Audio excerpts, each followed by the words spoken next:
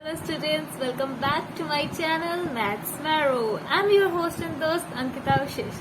So today's topic is how to find polar form of complex numbers. So ये तो आप सीखेंगे ही कि एक polar form कैसे निकालते हैं, प्लस मैं आपको ये भी बता दूं कि इट्स वेरी इंपॉर्टेंट टॉपिक, आपको आना चाहिए. लाइक ये तो आएगा ही एग्जाम में, लाइक फॉर श्योर. देखो मैं आपको अभी बता दे रही हूँ कि आपके एग्जाम में आएगा, तो इसको अच्छे से समझें.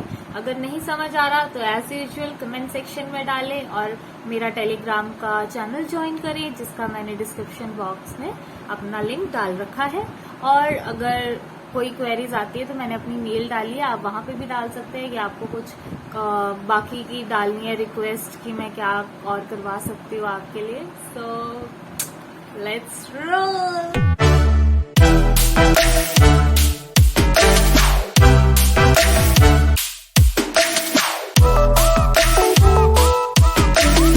Polar representation of a complex number. उससे पहले मैं आपको स्टार्ट करवाऊं, आपको कुछ चीजें पता होनी चाहिए इसके लिए. जैसे कि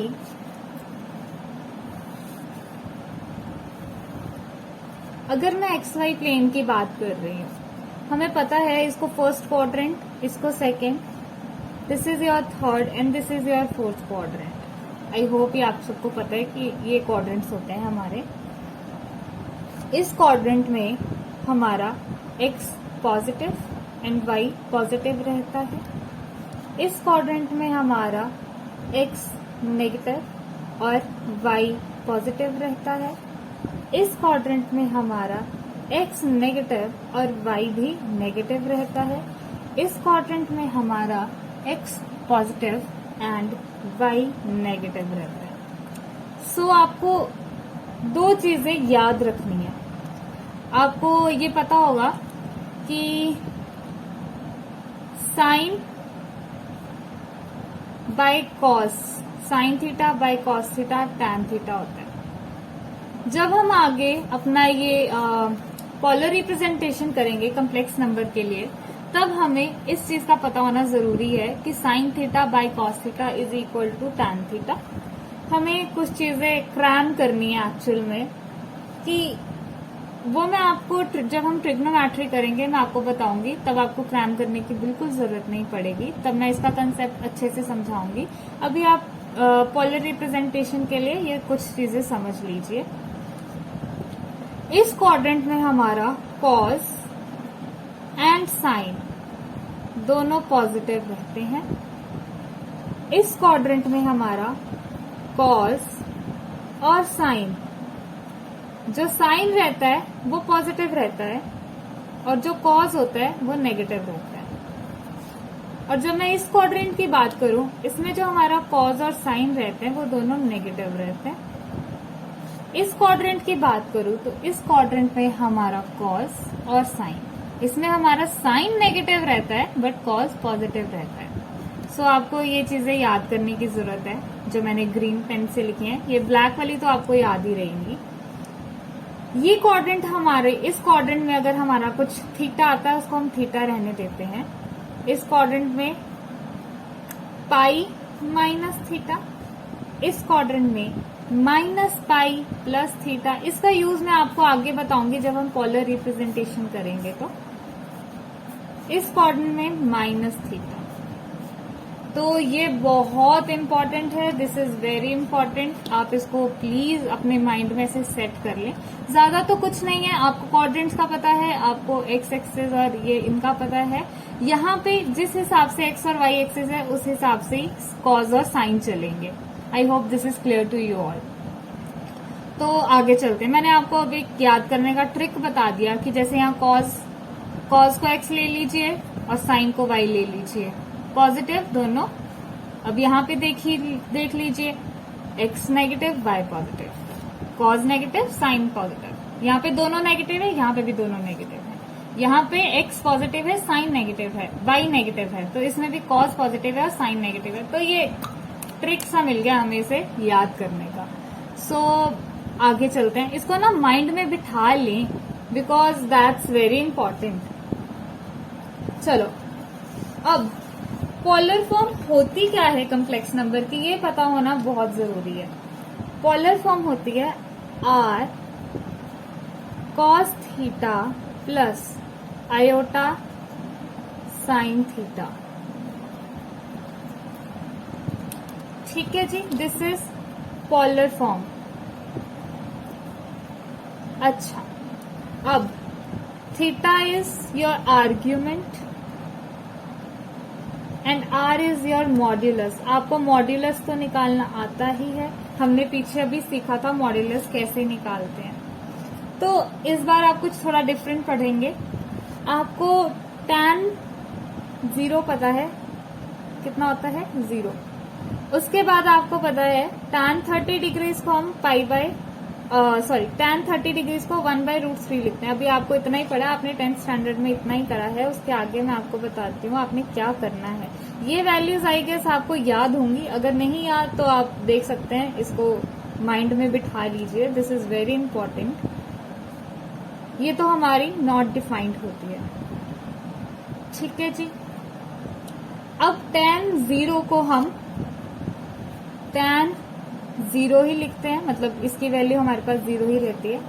tan 30 डिग्रीज को हम tan π/6 भी लिखते हैं।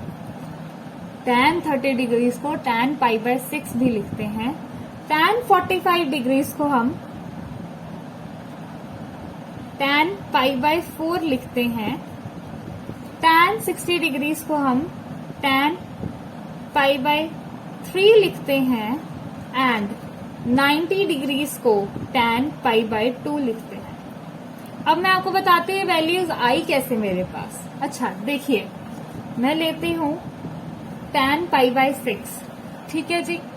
अब हमारे पास हमेशा पाई की वैल्यू 180 होती है। कीप इट इन माइंड, हमारे पास पाई की वैल्यू हमेशा 180 होती है। अच्छा जी, अब मैं कहती हूँ π/6 means 180 divided by 6. This will give you 80 degrees. तो π/6 मैंने क्या बोला था, tan 30, तो tan π/6 tan 30 आ गया। अब मैं कहती हूँ कि मैं tan 45 का ले लेती हूँ एग्जाम्पल आपके सामने एक। अब π/4 means 180 divided by 4 आ गया 45। π/3 180 डिवाइड बाई 3 आ गया 60। सो हमने यहाँ पे कुछ नहीं किया है, 180 डिवाइड बाई मतलब ये वैल्यूज निकाली है। इनको हम बोलते हैं in form of degree, in form of degree, और ये है आपका in the form of radians, in form of radians. आपको ज्यादा प्रेशर डालने की जरूरत नहीं है, हम जब ट्रिग्नोमेट्री करेंगे तो उसमें ये चीज आएगी। सो आगे चलते हैं।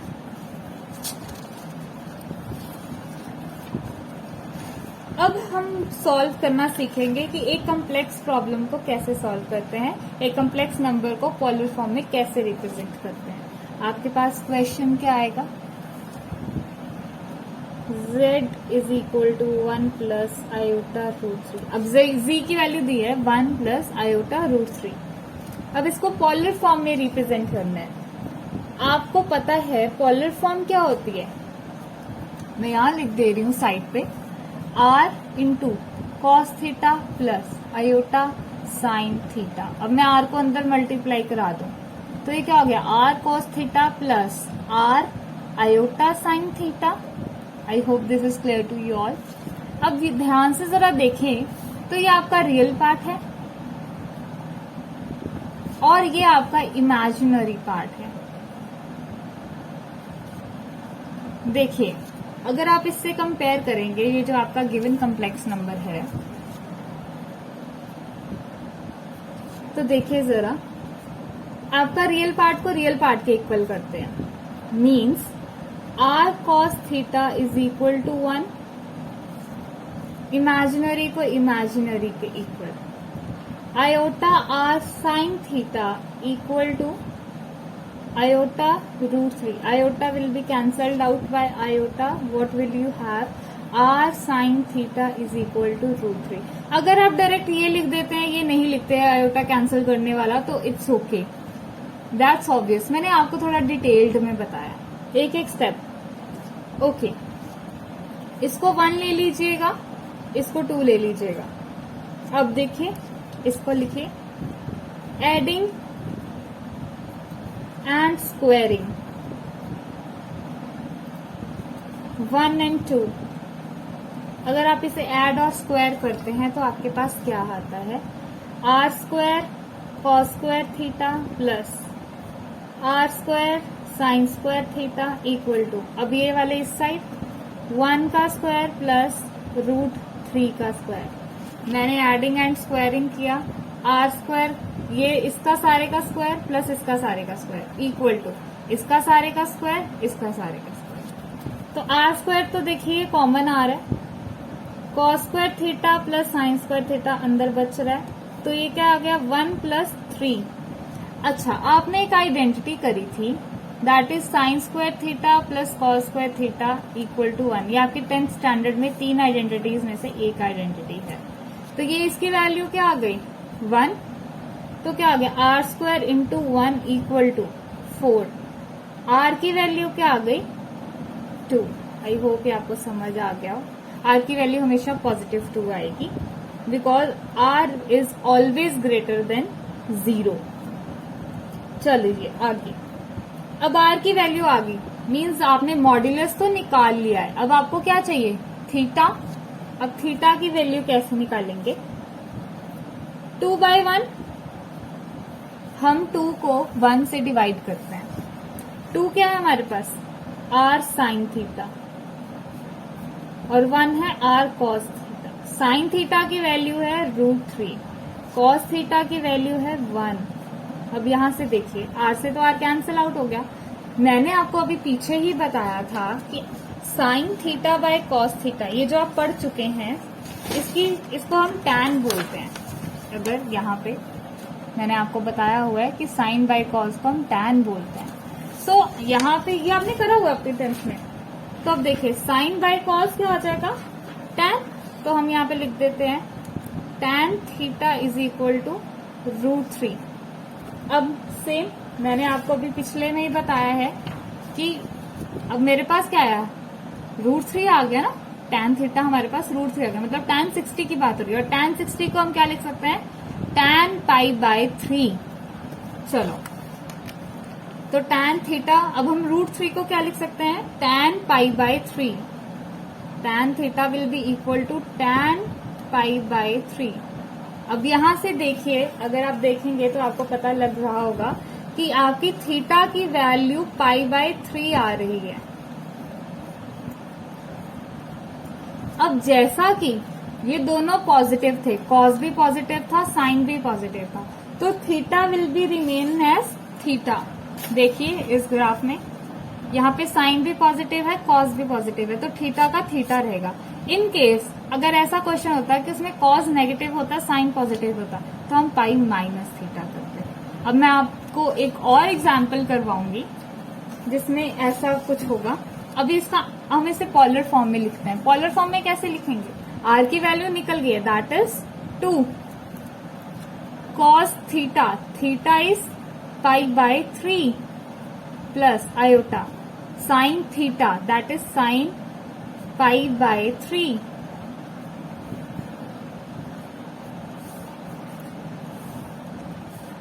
This is your answer. हमने कुछ नहीं किया, मैं एक बार आपको दोबारा बता देती हूँ, I will repeat for you, please ध्यान से सुनिएगा बिकॉज दिस इज इम्पोर्टेंट। ये तो आपके क्वेश्चन पेपर में आएगा ही आएगा। अगर वो आपको पॉलर फॉर्म नहीं निकालने को बोलेंगे ना, तो आपको वो आर या थीटा की वैल्यू निकालने को पूछेंगे। वो बोलेंगे find the argument on modulus of this complex number. क्योंकि अगर उन्होंने ये नहीं बोला तो ये दोनों मांग लेंगे। मतलब ये तो लाइक 101% क्वेश्चन है। This is your very very important question. Like मैं नहीं कह रही कि यही आएगा क्वेश्चन कि आयोटा प्लस 1 प्लस आयोटा √3 ही आएगा, नहीं, पर ये एक इम्पॉर्टेंट कंसेप्ट है। ये आपके एग्जाम में लाइक 101% आएगा ही आएगा। एक पॉलर फॉर्म का क्वेश्चन आएगा, या तो उसने अगर पॉलर फॉर्म नहीं मांगी होगी तो या तो उसमें मॉड्यूलस मांग लिया होगा या फिर वो उसमें आर्ग्यूमेंट मांगेगा। मतलब क्वेश्चन इज पक्का पक्का आएगा। अब क्या किया हमने, हमने रियल पार्ट को रियल पार्ट के इक्वल रखा, इमेजिनरी पार्ट को इमेजिनरी पार्ट के इक्वल रखा, इसको 1 ले लिया, इसको 2 ले लिया, इसको ऐड और स्क्वायर किया, मेरे पास r की वैल्यू आ गई कैलकुलेट करके। अब 2 को डिवाइड कर दिया 1 से, तो sign theta by cos theta हो गया, इसको हम tan भी लिख सकते हैं, तो ये √3/1 विल बी √3। तो tan थीटा मैंने आपको बताया है कि tan थीटा यहाँ पे √3 कब होता है, जब 60 पे, और 60 को हम π/3 भी ले सकते हैं। तो यहाँ से आप देख पा रहे हो कि tan से tan कैंसिल आउट जब हो सकता है, तो यहाँ पे थीटा आपके पास √3 आ गया, ये आपकी थीटा की वैल्यू आ गई। तो हम कुछ नहीं करेंगे, ये हमारी पोलर फॉर्म है, हम इस पोलर फॉर्म में जस्ट r और थीटा की वैल्यू सब्स्टिट्यूट कर देंगे, तो आपके पास ये पोलर फॉर्म में आंसर आ गया। हमने कुछ नहीं किया ज्यादा, हमने सिंपल ये r और थीटा की वैल्यू सब्स्टिट्यूट कर दी इस पोलर फॉर्म में। चलो एक और क्वेश्चन करवाती हूँ मैं आपको, उसमें थोड़ा कंसेप्ट डिफरेंट होगा। So your next question is,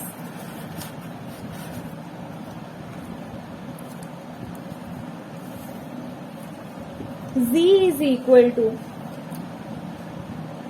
-1 plus iota, z is equal to -1 plus iota। चलो जी ये सॉल्व करके देखते हैं इसका क्या बनता है। जी देखिए, आपके पास r cos थीटा किसके इक्वल आएगा, -1, and r sin theta will be equal to iota, sorry 1। Iota कैसे नहीं आएगा, देखिए आयोटा r sin थीटा होती है इसकी वैल्यू, तो ये इसके आयोटा के इक्वल है, यहां से आयोटा कैंसिल हो गया, तो क्या रह गया इसके पास, r sin theta is equal to 1। तो ये इसलिए ऐसे आया हमारे पास। अब इसको 1 ले लेंगे एज यूजुअल, इसको 2 ले लेंगे, एडिंग एंड स्क्वायरिंग, 1 and 2, इसको ऐड कीजिए और स्क्वायर कीजिए, r² cos² theta plus r² sin² theta is equal to 1 का स्क्वायर प्लस 1 का स्क्वायर, r² बाहर cos² theta plus sin² theta is equal to 2 r², ये तो 1 होती है by identity, and r is equal to √2, minus का √2 क्यों नहीं, क्योंकि r will be always greater than 0। आगे मॉड्यूलस हमेशा 0 से बड़ा क्यों होता है, मैंने आपको बताया था मॉड्यूलस का काम क्या है, वो हर नेगेटिव नंबर को पॉजिटिव करता है। आपको ये याद होगा, अगर आपने मेरी प्रीवियस वीडियोस नहीं देखे हैं तो आप पीछे जाके देखिए, आपको पता लग जाएगा इसका रीजन क्या है पॉजिटिव नंबर लेने का। आगे हम 2/1 करेंगे, तो इससे क्या मिलेगा, r sin theta by r cos theta is equal to, sin theta is 1, cos theta is -1, r से r cancel out, sin theta by cos theta is tan theta that is -1। हमने माइनस को fully ignore करना है, minus हमारा सिर्फ ये पता करने के लिए आ रहा है कि हमने कौन से क्वाड्रेंट में जाना है। ओके, tan थीटा -1 ये कब होता है, इसकी वैल्यू कब आती है, ये जब वो π/4 पे हो, जब वो π/4 पे हो, tan 45 1 पे होता है, तो tan 1 कब होता है, जब वो π/4 पे हो। हमने साइन को बिल्कुल नहीं देखना है, तो यह कब आएगा, tan theta is equal to tan π/4।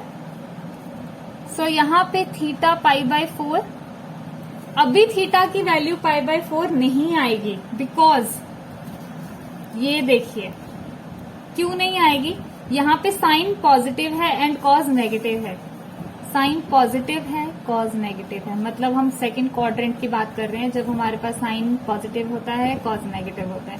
तो उस सिचुएशन में हम क्या करेंगे, पाई माइनस थीटा, तो पाई माइनस थीटा करते हैं, हमारे पास इस थीटा पे हम क्या करेंगे, पाई माइनस थीटा, इससे हमारी थीटा की ओरिजिनल वैल्यू आएगी। तो पाई माइनस थीटा क्या होता है, इसको आप साइड पे लिख सकते हैं, ठीक है, इसको आप उसमें लिख सकते हो कि रीजन थीटा का, जो हम साइड पे लिखते हैं बिकॉज, देयरफॉर, ऐसे करके। तो पाई माइनस थीटा, तो pi minus theta is your π/4, आप इसका एलसीएम लेंगे तो 4 पाई माइनस π/4 आ जाएगा, 4 pi minus pi is your 3 पाई, तो 3 पाई बाय 4, तो आपका थीटा पाई बाय 4 नहीं 3 पाई बाय 4 होगा। तो अगर आपका थीटा ये रहेगा तो आपका पोलर फॉर्म क्या रहेगा? पोलर फॉर्म आपकी आएगी r is your √2 cos theta is 3 pi by 4 plus iota sine theta is 3 pi by 4, bracket closed. This is your polar form of for this equation, where your argument is 3 pi by 4 and your modulus is √2। I hope अब आपको clear है।